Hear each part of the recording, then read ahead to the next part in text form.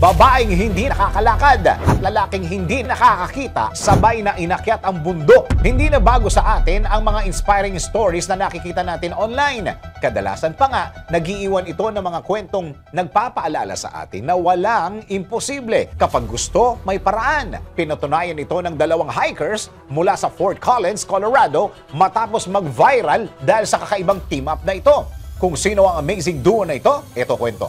Umani ng samot-saring atensyon mula sa iba't ibang panig ng mundo ang kwento ni na Melanie Netsch at Trevor Hahn dahil sa kanilang hilig sa adventure. Ipinanganak si Melanie na may spina bifida at umaasa na lamang sa wheelchair. Habang si Trevor naman ay lumaki sa paglilibot sa trails, paglalaro ng sports at pamumuhay sa labas.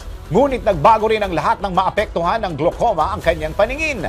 Akala nilang dalawa doon na matatapos ang kanilang hobby sa pag-aakyat ng bundok at pag-explore sa kalikasan dahil sa nangyari. Ngunit sa halip na panghinaan ng loob, nagpatuloy silang gawin kung ano ang nasa puso nila.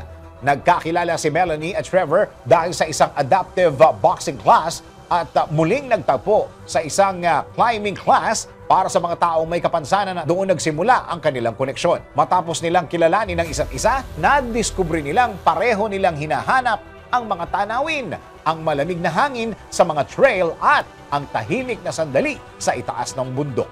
Dito na buo ang kanilang ideya na pagsamahin ang kanilang lakas para maabot ang kanilang mga hilig. Ang ginawa ng dalawa, nagsilbi ang babae bilang mata at ang lalaki naman ang naging paa sa bawat pag-akyat nila sa bundok. Binubuhat lamang ng lalaki ang babae gamit ang isang espesyal na backpack habang sinasabi naman ng babae ang mga direksyon kung saan ang daan. Ayon sa isang netizen na nag-iwan ng komento sa larawan, malalampasan mo ang isang mahirap na daan kapag nasa tama kang partner.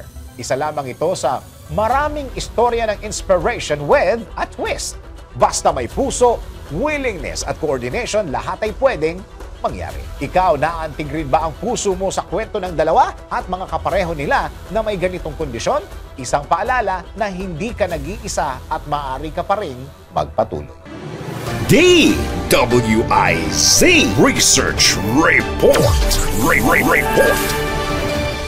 Thank you for watching. Tuloy lang ang panonood at pakikinig ng tamang balita sa DWIZ News, DWIZ News FM Regional, DWIZ News TV, Aliw Channel 23, nationwide.